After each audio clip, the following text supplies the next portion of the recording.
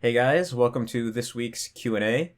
Don't forget to post any new questions you have at the bottom of this post, and don't forget to like other questions that you want to get answered.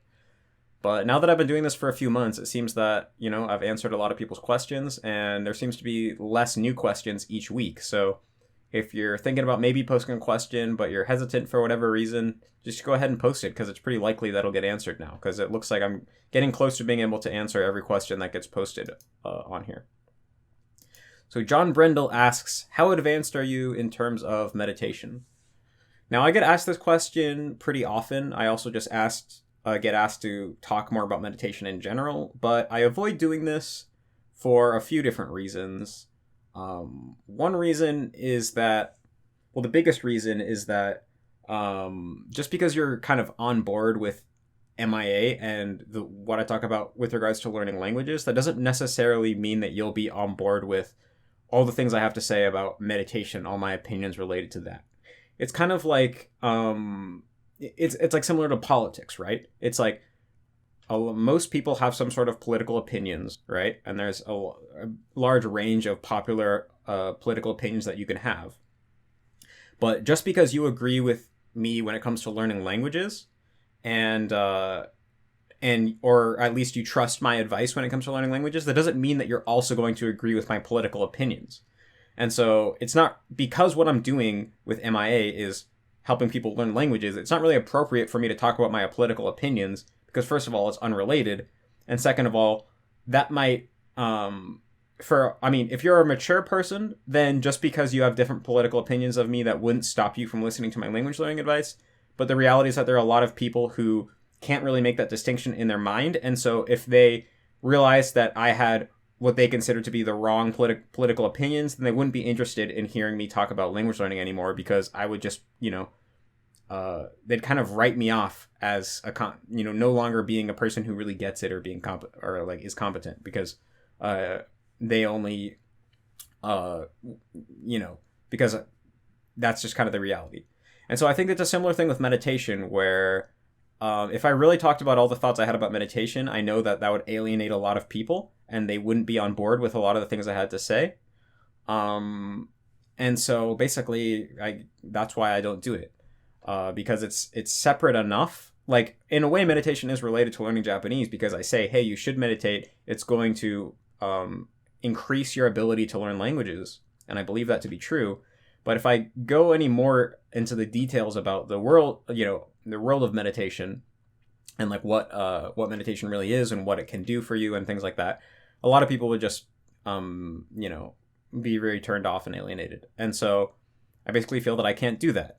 And the other reason I don't talk about meditation is because I'm not an authority on meditation, right? When it comes to meditation, I'm a student, not a teacher. I'm still not that advanced. I wouldn't consider myself, an expert or someone who is advanced by any means, right? And there are people, unlike learning Japanese, where we can say that maybe I'm an authority when it comes to learning Japanese, because I've been doing it for 7 years and I've reached a level that very few people reach. And I think that I understand how I reached the level that I reached, probably greater than anyone else who's reached a similar level. That might sound really arrogant. That's what I personally believe. But with meditation, there are people who have literally dedicated like 3 decades or 4 decades to their life to just meditating, right? And then they write books about meditation. And so, they're the true masters. Like, I'm just a little speck in the wind compared to them when it comes to meditation. And so I'm kind of, with learning Japanese, I say, hey, if you're not fluent yet, you probably shouldn't be giving advice about how to learn Japanese, because you're not speaking from experience. You have no real way to know whether what you're saying is true or not. And it's the same thing kind of with meditation, where it's like, I can't really give you advice about what's the best way to go about meditation, because I haven't, mastered meditation yet. So I can't really know that, right? What I'm saying is based off of my limited experience, and then what I've just kind of believed from reading books and listening to talks by people who I believe are experts at meditation.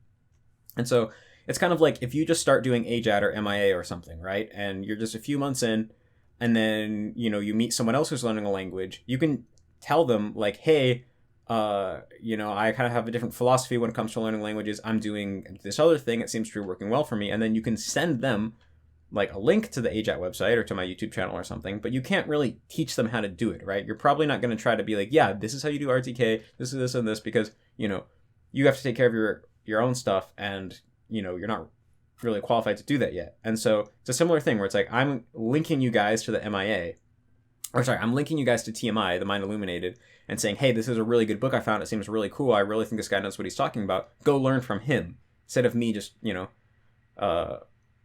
trying to make up my own meditation stuff, even though I'm not qualified. And so there are tons of talks about meditation that you can listen to on YouTube, like enough so that you could listen to them nonstop for the rest of your life and you'd never watch them all. So I don't really feel that, first of all, there's really a need for me in particular. Like, I know some people like to listen to me talk in particular, and I can link it to language learning more, but I kind of really said all the biggest things I have to say in my video about meditation that I already made. And I'm not really comfortable going beyond that for the reasons that I explained a second ago. But just to talk about, you know, to briefly answer the question, I don't want to go into too much detail for the reason I said before. But I'm probably not nearly as advanced in meditation as you might assume. Personally, I find I struggle with meditation much more than I ever struggled with Japanese or any of the other skills that I've acquired throughout my life. Meditation has been just orders of magnitude more difficult than me, and this was very orders of magnitude more difficult for me, and this was a huge shock because, you know, I've learned a lot of other skills in my life, and so I kind of thought that, oh, I know how to master something, I know how to learn a skill, I'm gonna, you know, master meditation faster than anyone else has ever done it before, right? But that didn't happen at all, and actually a lot of those type of things that I thought would work kind of backfired, and progress has been very slow. It's been very slow but steady over these last 2 years. But so yeah, I'm not that advanced in meditation. But I have benefited enough from meditation to the point where I definitely feel it has made me more able to learn languages, better able to deal with my life, and it just has changed the way I think and feel about many things in a very positive way. And even if I never got any more out of meditation than what I have gotten so far, it still would have been completely worth it. And I would still recommend that people do it. Only from, you know, interacting with and reading the experiences of people who have gone much farther in meditation than me, I suspect that what I've benefited so far is really only the beginnings of what the potential of what meditation hopefully will continue to offer me in the future.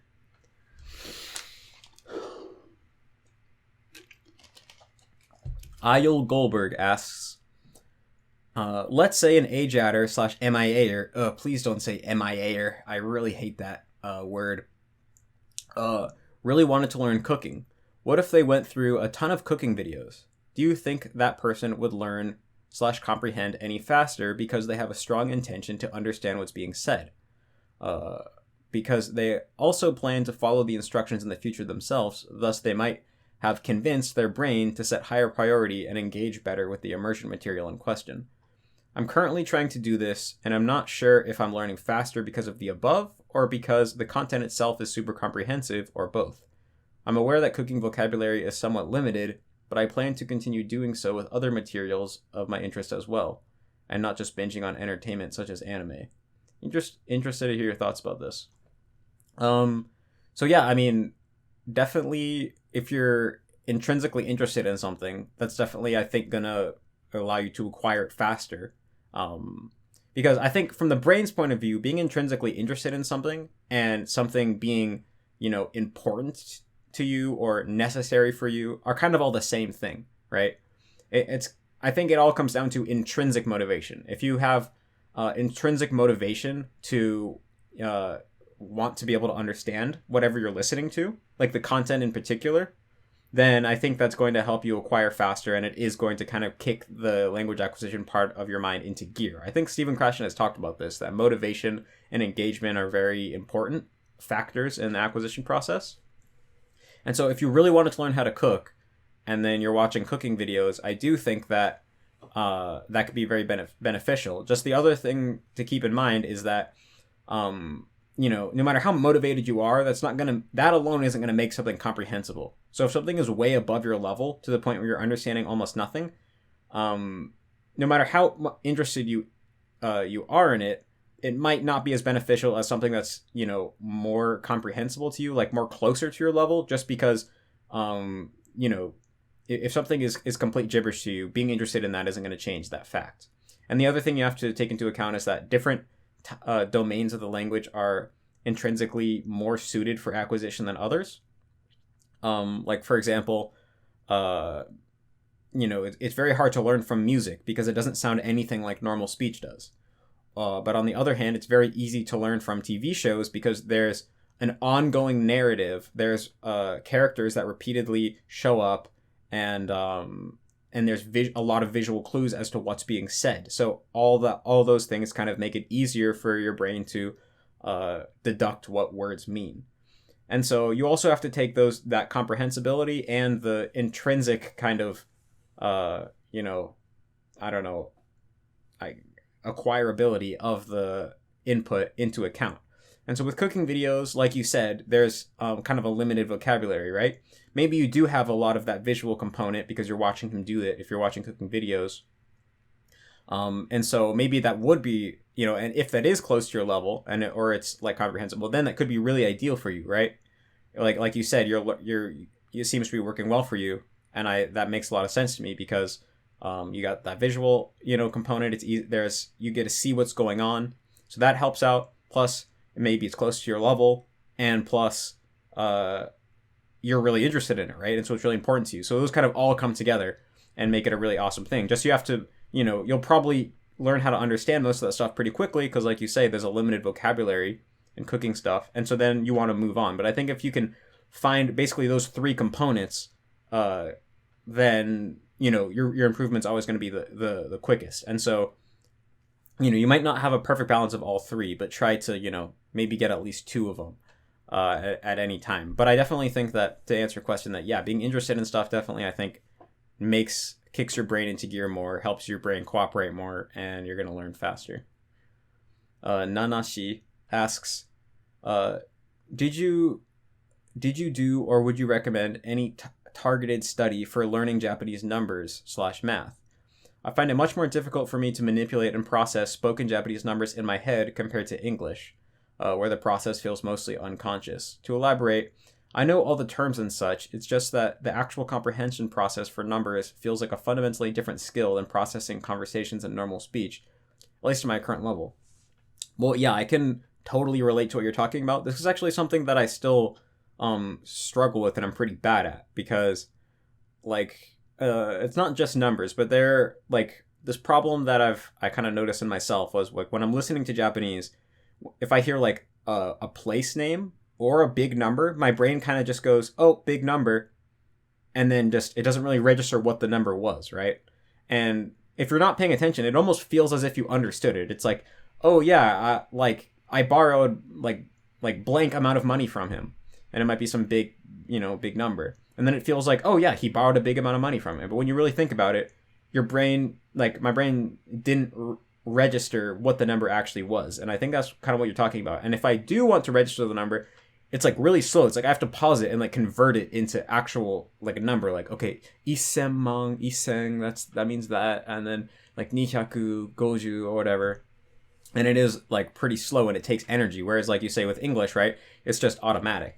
And so I think that you would need some kind of targeted study. I mean, one thing that I started doing not too long ago is just be really diligent about every time that I hear a number in Japanese. I actually make sure that I do comprehend what it means. I don't just let it fly by. But still, numbers, if you're just doing normal immersion, you're right, numbers don't come up enough where that might be able to solve the problem. So I think that some kind of specific training probably would be appropriate, and that's always kind of been on my list to do. I mean, ideas for that could be for example, if you watch videos about advanced arithmetic and you just really force yourself to follow along with the numbers, if you didn't have the visual aid, if you tried to listen to videos about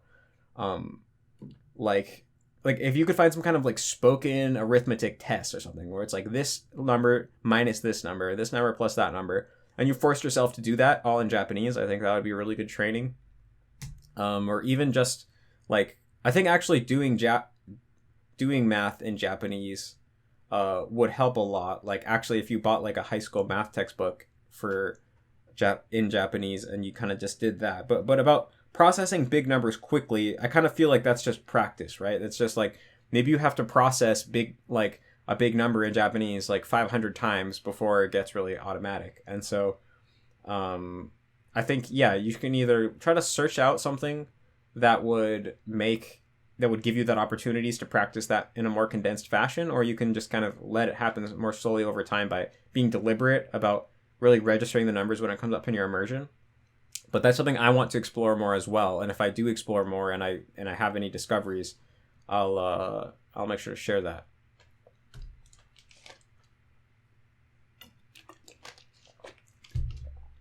So, but just for a final note though, I don't think it's going to go away automatically, because it didn't go away automatically for me, and that's still something that I'm still dealing with. So, Kyle Wilkinson asks, based on your own experience, what resources would you say help the most with pitch accent? I've been using Dogen's phonetics and the NHK pitch accent dictionary combined with listening for it in audio immersion. I feel like I know pitch really well in basic sentences, but in more complex sentences, I feel I sometimes get lost. Also, I've been studying and listening for pitch accent for about 3-4 months ever since I became monolingual. So is it possible that this is something that could be fixed with just more listening? So, well, first, for me personally, probably the resource that helped me the most pitch accent wise was this random PDF I found from which it was a Japanese academic article about pitch accent that basically just explained what happens when verbs conjugate and when particles attach onto verbs. But I know now that all that information is in the back of the NHK Accent Dictionary, and it's probably presented in a better way. I think it is. And so I would just use that. Like, if you haven't yet, I would read the entire back of the NHK Accent Dictionary and memorize all the information that's there. Besides the section where it has, like, where basically it has a section of just counters, right? Where it's like, hey, when this count... Like, it has a counter, like, let's say, like, hon, like, ippon, nihon, sambon. And then it has, like, all that, all the way up through, like, 100, and then, like, some of them it goes up to 1,000. So, like, that whole section you can skip. And then also there's a section of, like, when nouns combine, it has, like... Because when two nouns combine, the pitch accent is determined by the second noun, by the second one. And so it just has a list of, like, nouns, and it's like, hey, when this is it, the second one in a combination, then this happens, and then it's just like a whole section of that. You can skip that section as well. Just look at the actual like underlying principles of what happens when verbs conjugate, the pattern, like how you can predict the accents of words based off what type of word they are and stuff like that. And then also in the Shinmeikai Accent Dictionary, it has like even more. And so I think if you read like the back of the NHK Accent Dictionary and the Shinmeikai Accent Dictionary is this one, then, and you actually retain all the information, then you'd be pretty good. You'd have a pretty solid like conscious model of pitch accent. And that's the first thing that I think you really want, is you want a solid model of the system of pitch accent. Like, you want to know the rules, like what happens when A and B combine together or something like that. And by the way, I've scanned the back of both of the NHK Accent Dictionary and the Shinmeikai Accent Dictionary, and there's a PDF to that linked on the MI resources sheet. And then, of course, you want to know the pitch accent of individual words, and you can use Daijin for that. Shinmeikai has that as well. Like, on my phone, I use Daijin and Shinmeikai a lot. They both have pitch accent. For words that have multiple accents, I normally actually look them up in the NHK Accent Dictionary because that's the one you can kind of trust the most. But for words that have multiple pitch accents, you're kind of just gonna have to learn them on a case by case basis and like actually wait for them to come up in your immersion and see how they're pronounced, because you can't trust the dictionary. There's a lot of times where like the NHK accent dictionary will say that one accent is dominant, but in reality, normal people will always use a different accent. And but sometimes that's not the case. And so whenever you see that there's multiple accents, in my head, it basically just means like, okay, I still don't know which one's actually used, so I have to wait until I hear natives pronounce this word enough to pick it up. So basically, that's the knowledge wise, and I would start working on that. And then basically, yeah, all you do is try to hear all that in actual Japanese. And the way to get better at hearing it in Japanese is to, well, first of all, you have to have the knowledge, because that's what gives you feedback of whether you heard it correctly or not, right? Because in order to improve, you need a task in which you can repeat many times, either fail or succeed, and then receive feedback as to whether you failed or succeeded, right? So if you want to get better at shooting free throws, then you need to shoot free throws, like you know, shoot a free throw, see like, okay, if you see it go through like make a perfect swoosh, then that tells your brain like, okay, that was a good one, try to make it like that. And if you miss, it's like, oh, that was bad, like it went way too far to the left, so therefore try to like send it a little bit more to the right this time, right? You need the correction. And so what happens, like what you want to do is be able to hear pitch accent very clearly, because in order to imitate it, you have to be able to, you know what it actually sounds like, and you have to like drill that down into your brain. And so first you need the knowledge, because that's what provides you the feedback as to whether you heard it correctly or not. So once you have the knowledge of the pitch accent of individual words and the system of, and with all the rules, then you can listen to real Japanese and listen for the pitch accent. And then for like anytime you hear a word, you can be like, oh, did that sound like a tamadaka? Or like, oh, that sounded like a tamadaka, but this word is actually heiban, which means I guess I heard it incorrectly, right? Or, oh, that sounded like it was nakadaka, and I know it is nakadaka, which means I heard it correctly. And as you do this, your perception will get closer and closer to the perception of Japanese people.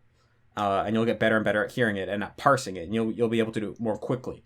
Like, especially with conjugations. Like, at first, when you hear, like tabete, your brain will have to be like, okay, well, taberu is, like, a -2 pitch accent, which means that when it's in te form, it's going to be -3. It will, like, have to do that. It will take, like, a few seconds. But after a while, your brain will just instantly go, like, oh, well, in te form, taberu should be tabete. And then you'll be like, oh, when it sounded like that, okay, I was good.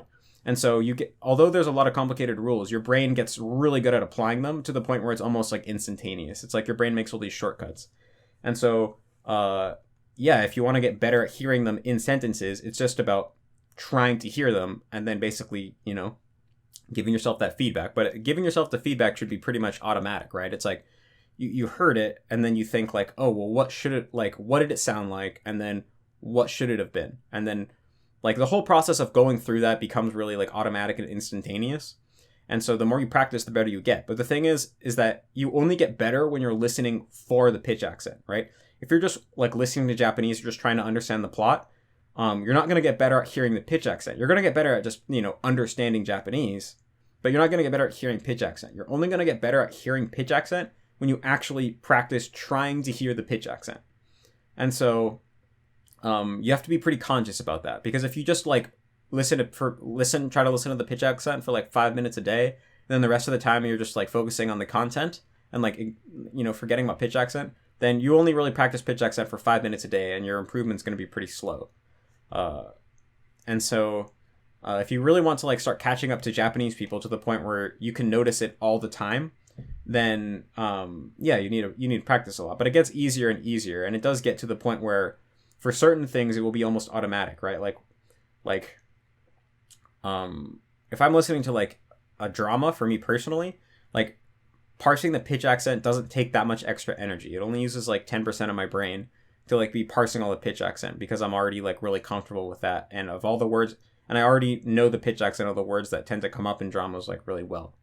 And so you do get better and better at it. But at the beginning, I think you are going to have to be very conscious about like, okay, right now I'm not just listening to Japanese. I'm trying to train myself to hear the pitch accent more clearly. But if you do that, you'll definitely get better pretty quickly. Okay, TJ Bergquist asks, I've had a hard time maintaining interest in watching content that I could watch in English, especially when I feel I am ruining otherwise interesting stories for myself. Firstly, I'm fully aware that this is, to some extent, an inherent reality when comprehensibility will naturally be lower in L2/L3. Secondly, when I spend time immersing in Spanish, when I spent time immersing in Spanish, I had already gained some comprehensibility through the albeit inefficient skill building style of learning, so immersion felt more enjoyable. To recap, for Japanese, what recommendations do you have for making input more engaging? A matter that's important is highlighted in the recent work of Stephen Krashen. So, when you say that you had some, it was easier in Spanish because you had some amount of ability that you gained through skill building, I'm assuming that means that you're a complete beginner in Japanese because you don't have any of that. In which case, I mean, maybe you're doing RTK or something, but once you start learning basic grammar, like you start going through the Tango books or something, then you're going to have that skill building aspect, right? Like you're going to have words that you can listen for. You're going to know some grammar. So if you said that it was easier, you could do it in Spanish, then I'm guessing that you're pretty close to being able to do the same thing in Japanese. But what I would say is that, well, first of all, you have to get over the thing about ruining stories. Ruining otherwise interesting stories for yourself. You're just going to have to get over that because basically English is the most convenient language in the world for almost everything. So you could watch almost anything in English and understand it 100%, right? This is true for any anime or pretty much any anime you'd ever want to see has already been subtitled into Japanese. Same thing with the manga. Even like a lot of interesting Japanese books or whatever have been translated into Japanese or into English. All the famous ones. If there was a Japanese book that you wanted to read because of the content, but it wasn't translated into English, there's probably just a different book on the same topic written in English that you could understand that covers all the same material. And so basically, until you reach the highest levels of fluency, you always are basically going to be able to enjoy yourself more in English inherently. And the thing is that this doesn't go away when you stop becoming a beginner, right? Because even if you're very advanced, let's say you can understand 90% of a Japanese TV show that you're watching. Well, the 10% that you don't understand is still going to be very annoying to you, right? That's still something every few sentences you miss a word or something. Even if you can follow the plot, it's still just going to feel annoying. It's going to be like, hey, there was a little joke that they just made and I missed it. I don't know why they're laughing. I can still follow the general plot. I know the joke was about this, but I kind of missed it and this sucks. And then you just feel like I could be watching it in English and getting 100%. And so really that sense of I'm getting a worse experience because I don't understand it perfectly or whatever. It's that really never goes away. Of course it's worse because you might be ruining the complete story, but you got to think about it. There's already more stories than you're ever going to be able to consume in your entire life. There's already more classic novels and movies and stories and there's more interesting content than you're ever going to be able to consume in your life anyway. It's not like there's only 10 good stories that are in existence and you're going to ruin half of those by learning Japanese, right? And so it's kind of illogical to have that way of thinking, right? Of I'm ruining this show, I'm never going to be able to watch it again. It's well, there's already more good shows than you're ever going to be able to watch in your entire life. So I would try to remind yourself of that and not really get too caught up in that. And the other thing is, you have to find something that you're interested in, first of all. And that's up to you, right? If you can't find a single thing in the language that interests you, then why are you learning the language, right? Because once you know the language, in order to not forget that language, you're going to have to keep doing stuff in that language all the time. So if you can't even find a single thing that you like to do in the language, then you might want to question why you're doing it in the first place. And the other thing I'll say is that you have to shift the way that you think about consuming, basically immersion, right? Because it's not in your L1 when you're just watching a TV show and you're enjoying the plot of the TV show. What I do and what I would recommend you to do, and it's not one or the other, right? You can also be enjoying the plot at the same time as you do this, but you got to take the mindset of that you're playing a video game right now. And the video game is how much can I understand? And at the beginning, this might just be hey, try to see if you can understand one word in every sentence, right? Like, and or maybe you can just see like, hey, I'm going to try to understand 2 words in a sentence and see how long it takes me before I can understand 2 words in a sentence, right?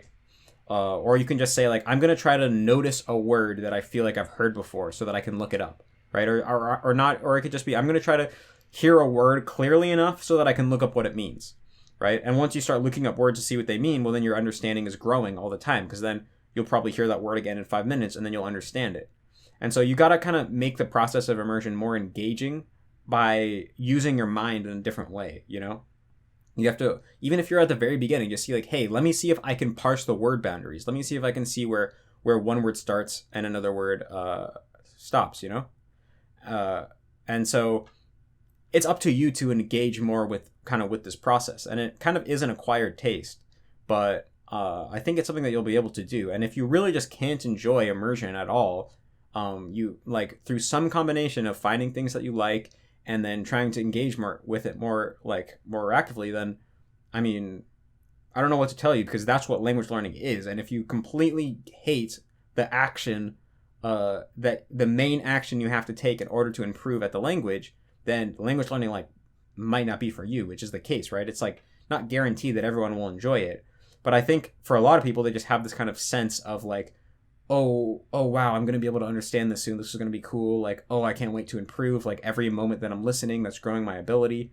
And then that helps them maintain their interest, like it does for me, personally. But yeah, that's kind of, when you say recommendations for making input more engaging, to summarize what I said, it would be, well, first of all, find material that you actually like. And second of all, engage more. It's up to you to engage more by the way that you use your attention. So Mizuinu asks, how strict do you recommend being about sticking to solely mining I+1? If I see a kanji compound in a sentence I otherwise comprehend, but I don't know either the reading or meaning of the kanji compound, I guess that is technically I+2. So not in the way that I use it. For me, I+1 is a word you don't know. And so even if you don't know how to read it or the meaning of the word, that's still I+1. Because I just think on the unit of one word. If you already know the reading of the word but not the meaning, that would be like I plus 0.5. And so basically, like what you are calling I+2, that's totally fine. I wouldn't call that I+1.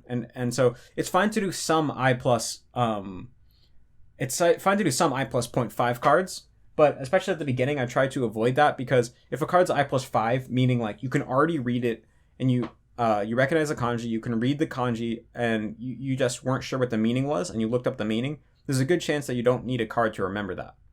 And so if it's I+5, that probably means that you could remember it even without making the card. And so instead make a card for a word that you aren't likely to remember if you don't make a card for it, which is one where maybe you don't know the reading or the meaning.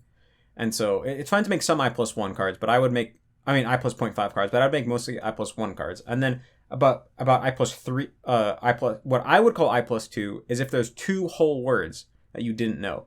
Like you didn't know the reading of and meaning of 2 different words. And that I would try to avoid, not because it's like really going to practically slow you, or it's going to practically, increase the amount of time it takes to get fluent, but it's just going to be more frustrating, right? It's frustrating to try to learn 2 things on one card. It uses up a lot of mental energy. It's when the card comes up, you're going to have that feeling of, oh, fuck, this one. And you don't want to have that in your learning process, because you're now going to associate part of the learning process with basically struggle and boredom. And so if all your sentences are I+1 and they're really easy for you, then it's going to be fun and quick to rep, and then you're going to like studying. And so it's more about that than anything else. You can make an I+2 or 3 card every once in a while, but really everything just goes smoother when you don't. It's like it just really doesn't seem worth it. Like once you get good and you look back, you realize like there's no need to make I+2 or 3 or I+3 cards, because there's already enough I+1 cards anyway. Like, I mean, on us I+1 sentence anyway. So what's the point? Like, why would you go out of your way to make an I+2 card when you could just make an I+1 card and then everything was smoother, right? Because there should be I+1 sentences basically everywhere, and if that isn't the case, then you need to change the way you're looking for sentences, I would say. So Zach Wren asks, "Hey there, Matt. Alongside wanting to gain fluency in reading, speaking, and listening, as a musician, I also have ambitions to write music in Japanese in the future. I know in the past you have said that music is not good input, but in regards to reading lyrics while listening, etc., I think there is a lot that one can learn, such as the way that Japanese people will use double meanings via Ruby text, or other unique ways that Japanese people morph their language for artistic effect. What do you suggest as the best way for people to develop fantasy Japanese, like in music, without having negative effects in their daily Japanese?" I mean, to be honest, what I would say is first just learn normal Japanese and then study the language in music, because like the language in music, like basically it's poetry, right? So it's as dense as possible. So it's leaving a lot of things out that are going to be inferred, right? So it might just leave out the subjects or of sentences, or the particle or the action, right? It's like very condensed and partial. And so it's way harder to learn the language from that, because like even if you're let's say that if you're watching a Japanese drama, then some stuff is still going to be left out and implied, right? But let's say that like the average song has like twice as many things left out as the drama.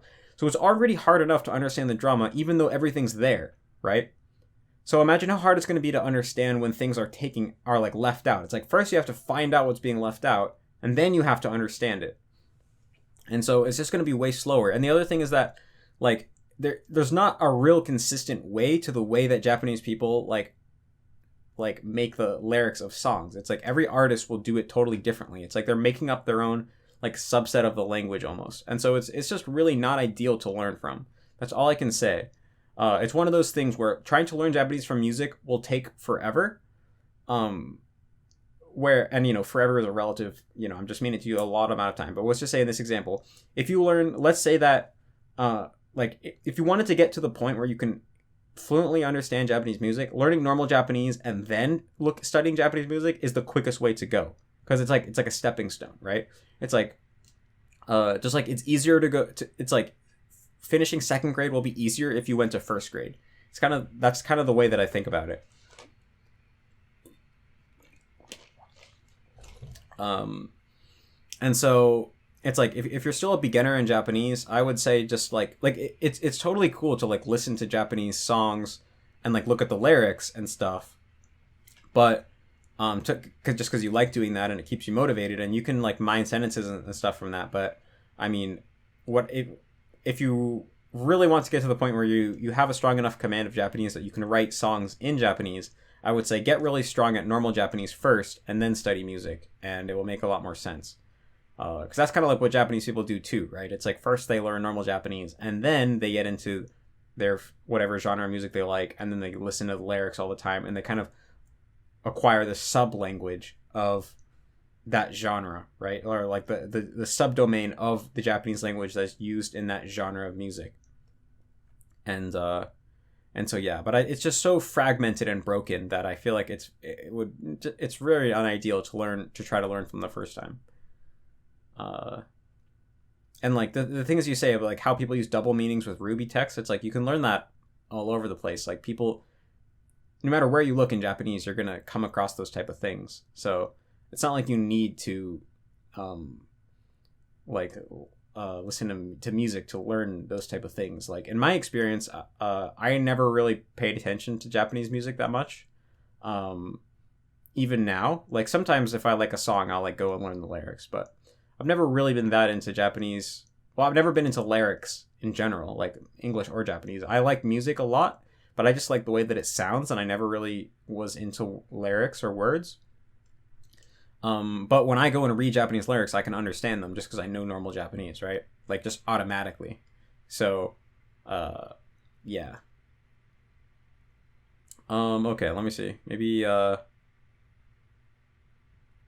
Osman asks, "Hey Matt, when did you start your meditation practice and how did you encounter the book The Mind Illuminated?" I started when I first started meditating 2 years ago, and I discovered the Mind Illuminated on a forum about meditation online, like a hardcore forum. It was when the Mind Illuminated was still pretty new, and they were talking about it. And on the forum that I was on, that was like for hardcore meditation, and they kept talking about it, so I downloaded the like Amazon Kindle sample of the book and read the intro, and I was like, whoa, this seems legit. And I already knew a lot about meditation at that point because I'd spent a lot of time like researching different meditative traditions and just hanging out on forums for hardcore meditators. And so it was like, as soon as I read The Mind Illuminated, I knew like, oh, this is legit. Like, this is the real stuff. Like, because I had the knowledge that I gained from like hanging out on those hardcore forums and stuff. HampTC asks, while going through the 1000 Lazy Kanji deck, is it a good idea to watch anime with JP subtitles? And if so, at what point do you think it would be a good idea? It would be good to quit using them. Yeah, I think it's a good idea to watch with Japanese subtitles while you're doing lazy kanji, because you're going to see those kanji that you're learning. It's going to probably motivate you, and it'll just it'll give you a chance to kind of to practice using the knowledge you gain from RTK in a different context than just the SRS cards. But I wouldn't have it be a majority of your immersion, because you really want to focus on building your listening skills in the beginning. And when you're watching with subtitles, then it's closer to reading than listening. And so I would try to have it be like less than a third of all your active immersion would be with Japanese subtitles, but up to a third I think could be pretty beneficial. And there's no real reason to stop using them, as long as you have enough time where you're immersing with no subtitles and really training your listening abilities. So like, I would just think of watching with Japanese subtitles as a form of reading, and you can do that all the way up until you're at a pretty high level. But I would also try to spend some time actually reading, and then spend a lot of time listening without the subs. So having subs be part of your routine, I think, is totally fine, as long as it's not the only thing that you do. Lucas says, I can't remember if this has been talked about in the past, but what do you think about suspending, creating a death point for cards at a given interval? So I mean, I don't know if you saw the video that I have talked about this in my video where I talked about how I deleted Anki, and I introduced the idea in that video, and I say I think it would be a really good idea, and I do think it would be a really good idea, and I'm gonna, like, once there's an add-on made that automates that process, I'm gonna recommend that people use it. At what point you'd want to make the death point, I think it would depend on where you are in the process. It could be maybe 3 months, maybe 6 months, depending on where you are. Maybe a year if you're more advanced and you're learning more obscure stuff.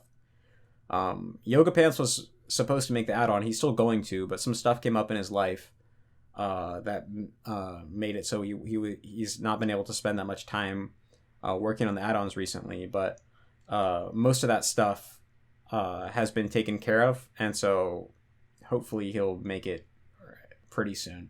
The add-on. It's been a while.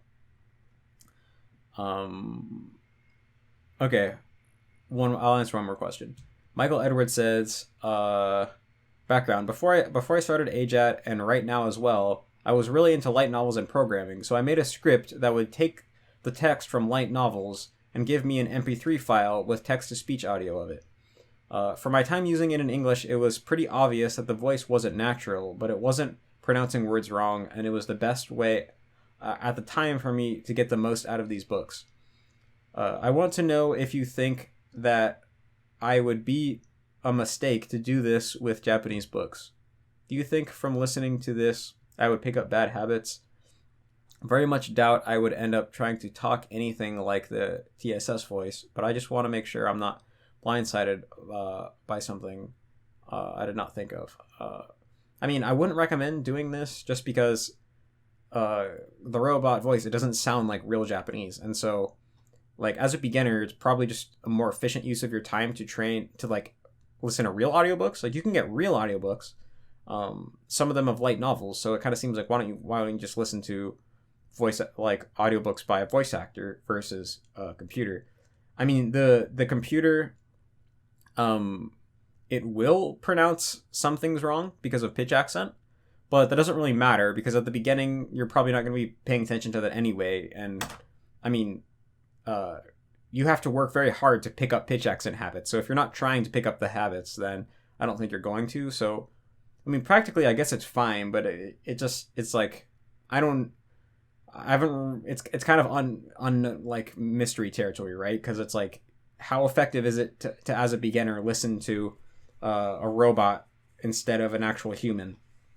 It's hard to say. Maybe it would pretty much make no difference. Maybe it would make a difference and it'd make your progress a lot slower because maybe the robot voice is like missing subtle cues of human like emotionality that the brain uses as hints to acquire the, what's being said. Who knows? I really don't know, but I don't know. My intuition is that it's not going to be as effective, and at the same time, it's like, there's real audiobooks. Why don't you just use that? So, yeah, it's kind of my reaction to that. But, yeah, okay, that's all the questions for today. And thanks so much for supporting me, guys. Seriously love you guys. You're the best. Peace out.